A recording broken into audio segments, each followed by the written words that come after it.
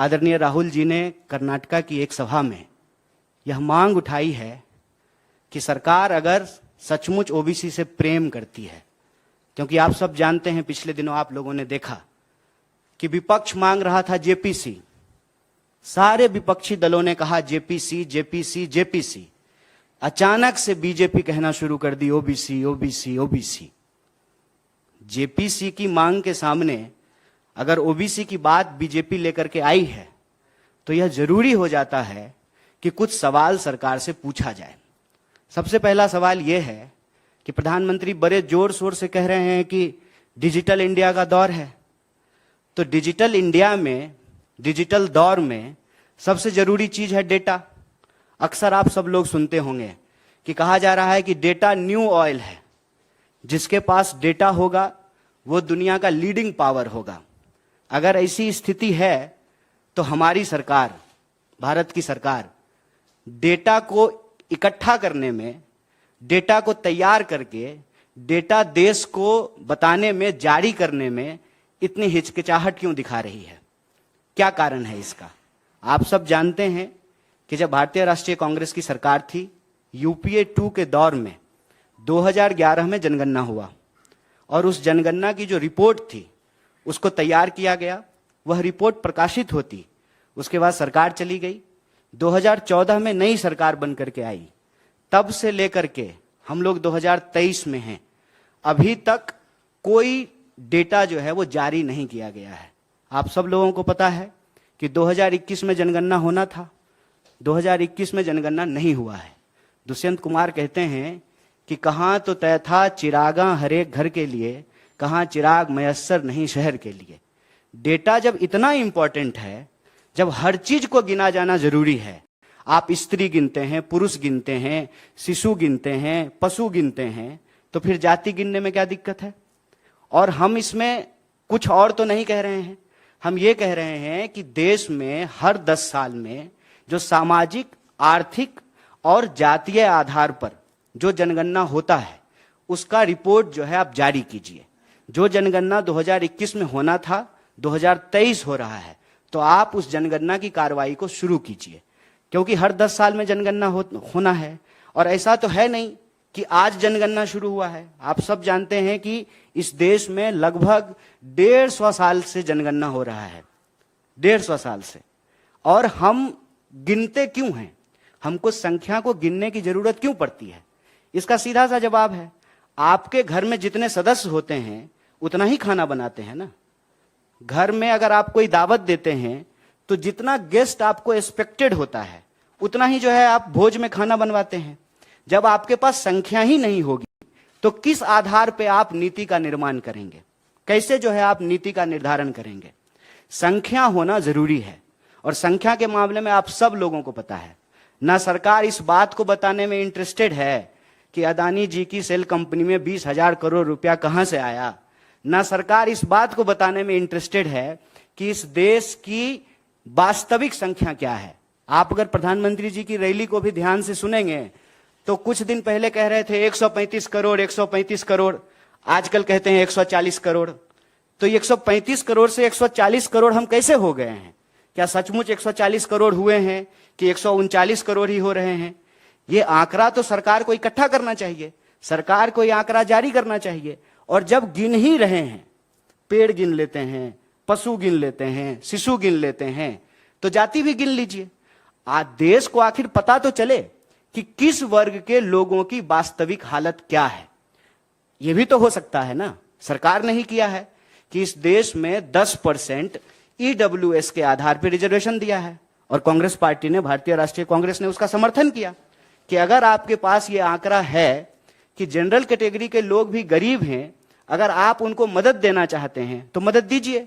सरकार यह भी डेटा इकट्ठा करती है कि गरीबी रेखा से नीचे कितने लोग रह रहे हैं, इसके आधार पर आप बीपीएल कार्ड जारी करते हैं, इसके आधार पे आप उनको खाद्यान्न सुरक्षा देते हैं, इसके आधार पे आप प्रधानमंत्री आवास योजना के तहत उनको घर बना करके देते हैं। तो किसी भी सरकार के लिए आंकड़ा का होना जरूरी है। प्रश्न ये है कि आंकड़ा क्यों छुपाया जा रहा है? और आप सबने देखा कि किस चालाकी से यह काम की जाती है। राहुल जी ने चोर को चोर कहा। अब बताइए, चौ को चौ नहीं कहेंगे तो 100 कहेंगे? चोर को चोर ही तो कहा था, तो इन्होंने कह दिया कि ओबीसी का अपमान कर रहे हैं। प्रधानमंत्री अपनी रैलियों में जाकर के कहते हैं कि मैं ओबीसी से आता हूं।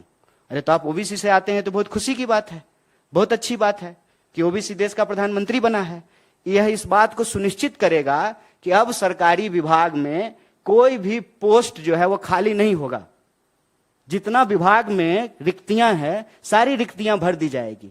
लेकिन रिक्तियां भरने से पहले यह जानकारी तो हो कि इस देश में लोगों की वास्तविक हालत क्या है, उनकी सामाजिक स्थिति क्या है, उनकी आर्थिक स्थिति क्या है, उनकी जातीय स्थिति क्या है।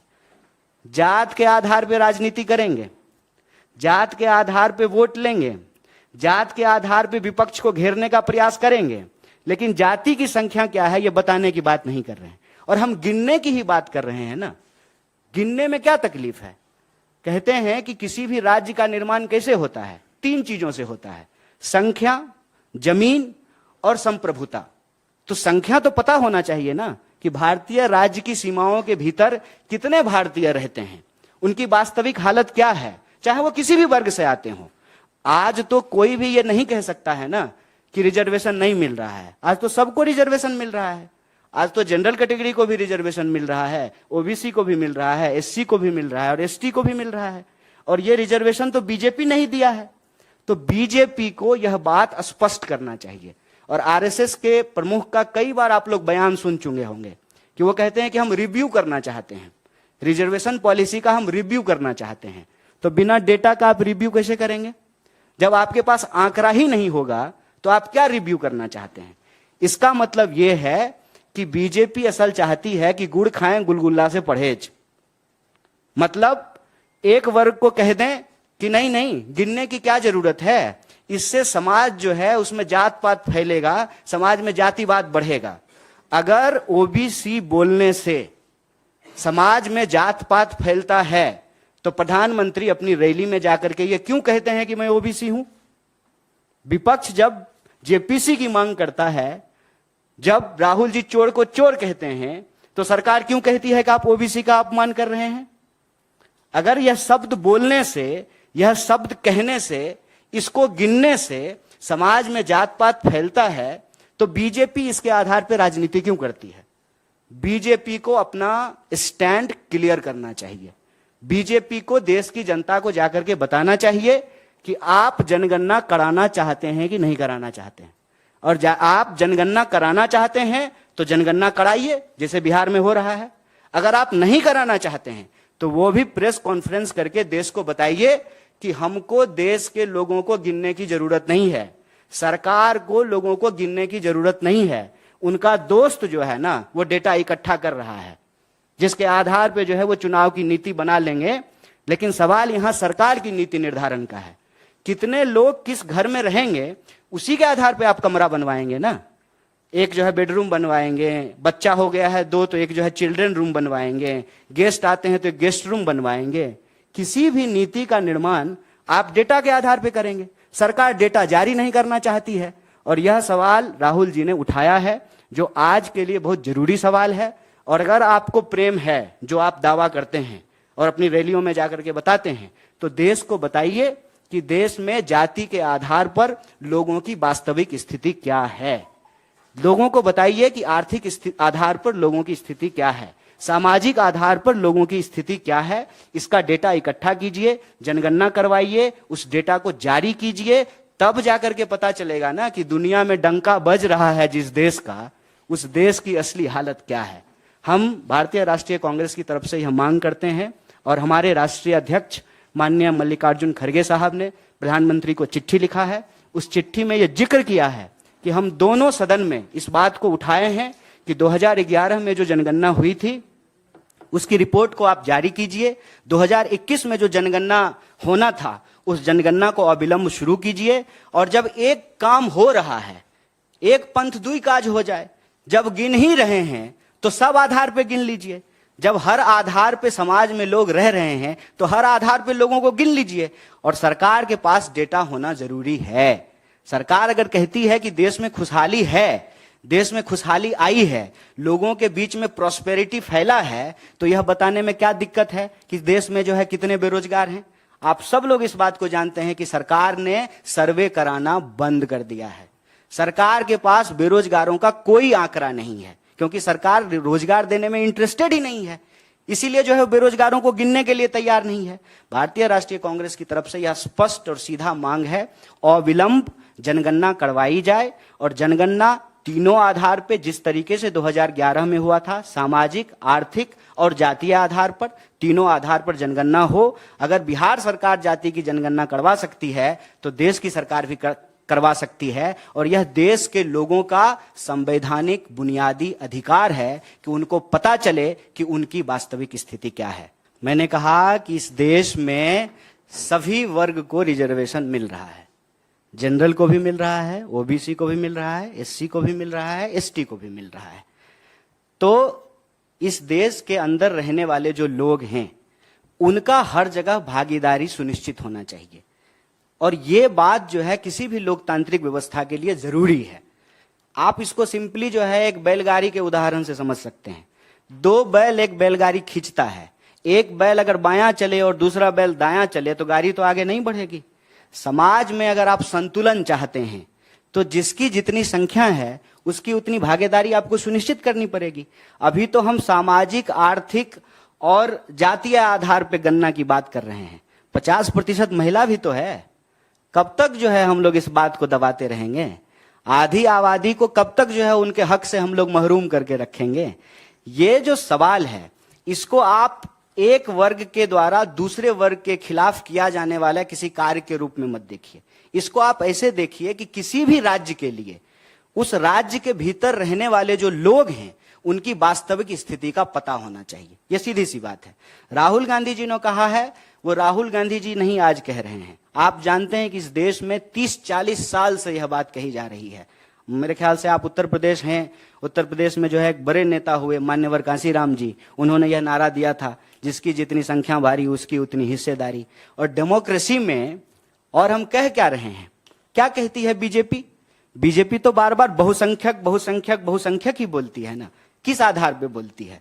क्योंकि इस देश में गणना हुआ है, गिनती से हमको पता चला है। योगी जी इसी आधार पे 80-20 कर रहे हैं ना, क्योंकि वो गणना हुआ है। आप यह बात बोल रहे हैं। और अगर ऐसा होता है कि जिसकी जितनी संख्या है तो किसी के साथ जो है यह अन्याय नहीं है। अरे मेरी संख्या 5 है तो हमारा 5% होगा, जिसकी संख्या 20 है उसका 20% होगा, महिला की संख्या 50 है तो उसका 50% होना चाहिए। तो राहुल जी ने इस आधार पर यह कहा है कि अगर आप लोकतंत्र को मजबूत करना चाहते हैं तो लोगों को उनकी संख्या के अनुपात में आपको हिस्सेदारी देनी पड़ेगी। और ऐसा जो है राहुल जी सिर्फ बोल नहीं रहे हैं। मैं कांग्रेस पार्टी के द्वारा लिए गए हाल के दिनों में कुछ फैसले की तरफ आपका ध्यान आकर्षित करना चाहता हूं। पिछली 2 महत्वपूर्ण जो है कार्यक्रम भारतीय राष्ट्रीय कांग्रेस की तरफ से हुआ, एक उदयपुर का चिंतन शिविर और दूसरा रायपुर का महाधिवेशन। दोनों ही जगह यह बात कही गई कि भारत दुनिया का सबसे युवा देश है। हर 5वां नौजवान दुनिया का भारतीय है। तो आप अगर कोई नीति बना रहे हैं तो आप युवाओं को नजरअंदाज करके नहीं बनाएंगे। इसीलिए 50 अंडर 50 का पॉलिसी लेकर के आया गया है। इसको सिर्फ आप कास्ट के फ्रेमवर्क में मत देखिए। इसमें जाति भी है, वर्ग भी है, लिंग भी है, आमदनी भी है और हर तरह के पहचान। अब मान लीजिए, क्या साउथ के राज्य ने यह मांग करना नहीं शुरू किया है कि हम सेंटर को जितना टैक्स देते हैं बदले में हमको उतना रिटर्न नहीं मिलता है? ऑलरेडी ये मांग वहां के राज्य कर रहे हैं।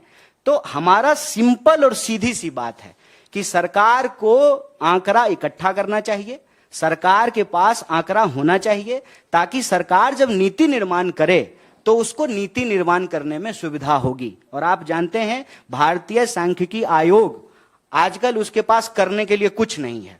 ना इकोनॉमिक सर्वे करा रहे हैं, ना अनएम्प्लॉयमेंट का डेटा इकट्ठा कर रहे हैं, ना जनगणना करवा रहे हैं, ना जो है उनकी संख्या जारी कर रहे हैं। तो पॉलिटिकल स्लोगन में यह सुनने में तो बहुत अच्छा लगता है, देश आगे बढ़ रहा है। कितना आगे बढ़ा है? ऐसे नहीं हो सकता है ना। आपको हम बोले कि भैया केला लेते आइएगा तो आप पूछेंगे ना कि कितना, आधा दर्जन की 1 दर्जन, तो जितना हमको जरूरत होगा उस हिसाब से बोलेंगे। डेटा को लेकर के इतनी रिलक्टेंसी, इतनी हिचकिचाहट सरकार के मन में क्यों है? तो राहुल जी ने यह प्रश्न सीधा सीधा उठाया है कि एक तो हमने 2011 में जनगणना कराया था, तीनों आधार पे कराया था। अगर आपको प्रेम है तो पहले तो आप 2011 का ही डेटा रिलीज कर दीजिए। दूसरा, हर 10 साल में जो जनगणना होनी है उसको कराइए, ऑलरेडी 2 साल लेट हो गया है।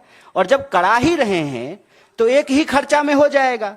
जैसे आपके घर पे आएंगे गिनने के लिए आपको, तो आपको भी गिन लेंगे, आपकी घर की महिला को भी गिन लेंगे, बच्चा को भी गिन लेंगे, और आप कौन जाति के हैं ये भी गिन लेंगे। आपके घर में कितना सिलेंडर है, आपका रूम कितना है, आप कौन सा गाड़ी इस्तेमाल करते हैं, आपकी इकोनॉमिक हालत क्या है, इसको भी गिन लेंगे। जितना हमारे पास जो है वेरिएशन ऑफ डाटा रहेगा, डेटा रहेगा, बिहारी आदमी इसलिए डाटा बोल देते हैं कभी कभी, जितना हमारे पास डेटा रहेगा उतना आसानी होगी हमको पॉलिसी बनाने में। तो अननेसेसरी जो है ना, इसमें कोई पॉलिटिकल मीनिंग नहीं ढूंढना चाहिए। ये राज्य की जिम्मेवारी है और जनता का अधिकार है। कि राम मंदिर बन रहा है, लोग राम मंदिर दर्शन करने के लिए जाएंगे, वो एक बात है। हम कह रहे हैं कि गिन लीजिए लोगों को। सरकार अगर चाहेगी तो वहां भी एक स्टॉल लगा देगी, वहां भी गिन लेगी लोगों को।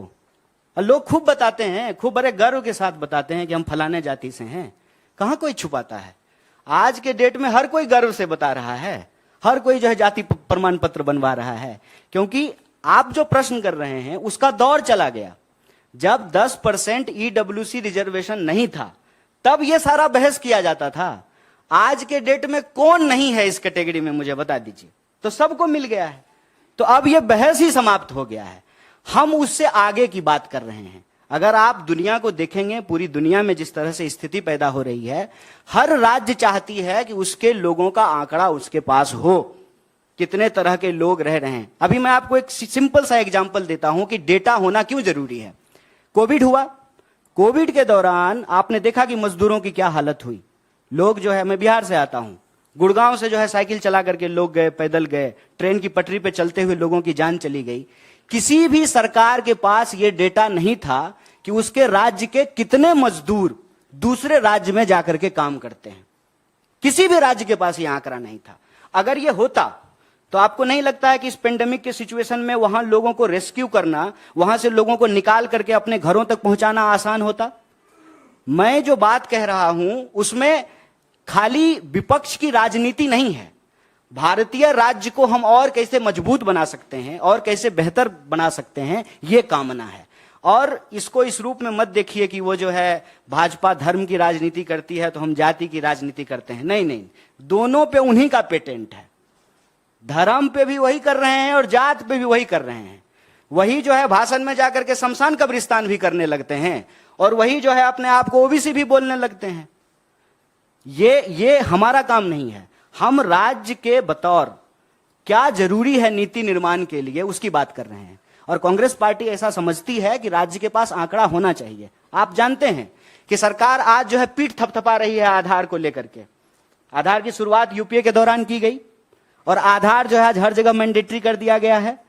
किसी भी राज्य के लिए, अमेरिका हो, लंदन हो, यूरोप हो, कहीं की भी बात कर लीजिए, सरकार के पास आंकड़ा होना चाहिए। अब जात इंग्लैंड में तो होता नहीं है, जात होता यूपी, बिहार, भारत में है, तो जात यहीं गिनिएगा ना। जहां जो होगा वहां पे गिनेंगे। और जहां तक भागीदारी का सवाल है, आप जानते हैं कि इस देश में फिजिकल एबिलिटी के आधार पे भी जो है रिजर्वेशन दिया जाता है। अब जो है इकोनॉमिक आधार पे भी दिया जाने लगा है, जाति के आधार पे भी दिया जाता है, क्षेत्र के आधार पे भी होता है। हर तरह की जो है भागीदारी दी गई है ना, जिसको कहा गया है एफर्मेटिव एक्शन। एफर्मेटिव एक्शन का मतलब यह नहीं होता है कि आपका मोटरसाइकिल जो है वो 1 लीटर में 50 किलोमीटर का एवरेज देता है तो आपका पंक्चर नहीं कर देना है टायर। जिसका 10 ही एवरेज दे रहा है ना, उसमें कार्बोरेटर बढ़िया लगा देना है कि थोड़ा एवरेज बढ़ जाए। यह होता है एफर्मेटिव एक्शन। इसको इस तरह से ना पिच किया जाए कि एक के खिलाफ हम दूसरे के लिए कुछ कर रहे हैं। धर्म और जाति को एक दूसरे के खिलाफ पिट नहीं कर रहे हैं। क्योंकि एक बात बताइए, इस देश में कौन सा ऐसा धर्म है जिसकी जाति नहीं है? बताइए। अगर क्रिश्चियनिटी में कास्ट होता तो इंग्लैंड में भी कास्ट होता ना, खाली भारत में है। अगर इस्लाम में कास्ट होता तो सऊदी अरबिया में भी कास्ट होता, भारत में है। इस देश में अगर कोई पैदा हुआ है तो उसका कोई धर्म भी होगा और उसकी कोई जाति भी होगी। ये अलग अलग बात नहीं है, इसको अलग अलग मत कीजिए। ये योगी जी की चालाकी है 80-20। अब एक बताइए, हम कहेंगे कि महिला को 50% भागीदारी मिलनी चाहिए। नहीं, अरे महिला हैं आप, तो आप ही की बात करेंगे। नहीं, महिला पे भी बात करेंगे, क्यों नहीं करें? हम तो सबको गिनने की बात कर रहे हैं ना। अब एक बात बताइए, हम कहेंगे कि 50% आबादी है महिलाओं की, मान के चलते हैं, तो महिलाओं की 50% आबादी है, उसको भागीदारी मिलनी चाहिए। तो इसमें राजनीति क्या है? अगर हम 1947 से पहले अंग्रेज के खिलाफ लड़ करके आजादी मांग रहे थे तो ये राजनीति थी, हक नहीं था। अगर राजनीति से ही हर चश्मे को देखा जाएगा तो फिर सब कुछ राजनीति है। फिर प्रधानमंत्री का यह कहना कि मैं ओबीसी हूं, ये जाति की राजनीति है कि नहीं है? या भाजपा के नेताओं का यह कहना कि हम अमुक धर्म से हैं, वो धर्म की राजनीति है कि नहीं है? हम कह रहे हैं सिंपल कि राज्य के तौर पर आपके देश के भीतर रह रहे लोगों की संख्या आपको मालूम होना चाहिए। और इस देश में जब आप संख्या को गिनेंगे तो वो सिर्फ नंबर नहीं है, जैसे आप सिर्फ मौसमी नहीं हैं, आपका कोई धर्म भी है, आपकी कोई जाति भी है और आपका कोई वर्ग भी है। आप जहां रहते हैं तो अपने सैलरी के आधार पर ही रहते होंगे ना। अगर आपका हायर सैलरी है तो बसंत विहार में रहिएगा, अगर हायर सैलरी नहीं है तो यमुना पार रहिएगा। इसके बारे में सरकार के पास आंकड़ा हो, इसमें क्या दिक्कत है? और कांग्रेस इसको ऑलरेडी की है। हम बस कह रहे हैं कि अगर आपको इतना प्रेम उबाल मार रहा है ना तो थोड़ा बता दीजिए देश को, थोड़ा मालूम हो, बस इतनी सी बात है। एकदम आप सवाल पूछते रहिए, हमारी सीरियसनेस बनी रहेगी। हर प्रेस कॉन्फ्रेंस में सवाल कीजिए। जैसे जब हम ओल्ड पेंशन स्कीम पे बोले थे ना तो वैसे ही सवाल आ रहा था, तो तीनों राज्य में ओल्ड पेंशन स्कीम लागू हो गया। लगातार पूछिए। देखिए, मीडिया का काम है सत्ता पक्ष हो या विपक्ष, उसके ऊपर दबाव बना करके रखना। यह सवाल पूछते रहिए और जब हो जाएगा तो फिर से वाह वाह। सर एक बात तो ये कि आप बिल्कुल पूछिए सर, आपका हक है कि आप सवाल पूछें और हम जितना भी दे सकें आपको जवाब दें। एक तो ऐसा नहीं है कि आज कर रहे हैं, अगर आप मेरे ही प्रेस कॉन्फ्रेंस को देखेंगे ना, बाकी और किसी का नाम नहीं ले रहे हैं, तो 31 तारीख को सूरत में जब हम प्रेस कॉन्फ्रेंस करने के लिए गए थे तो इस सवाल को उठाया था। राहुल जी भी बोल रहे हैं, इससे पहले कैप्टन अजय ने यहीं से जो है उन्होंने प्रेस कॉन्फ्रेंस किया था। और हम ये कह रहे हैं कि 2011 में जो है हमने ये सर्वे कराया, ये सर्वे है, हमने ये सर्वे कराया, जनगणना एक प्रकार का सर्वे है, हमने ये सर्वे कराया और रिपोर्ट तैयार होते होते हमारी सरकार चली गई, ठीक है। फिर ड्यू डेट जो था वो 2021 था, तो 2021 में सरकार ने कहा कि कोविड के चलते हम नहीं करा रहे हैं। देखिए, हमने ये सवाल उठाया है, ठीक है, और ये सवाल पर हम कोई जो है ना इफ बट नहीं कर रहे हैं, सीधा सा बात है। अगर हमको नहीं कराना होता तो 2011 में ही नहीं कराते।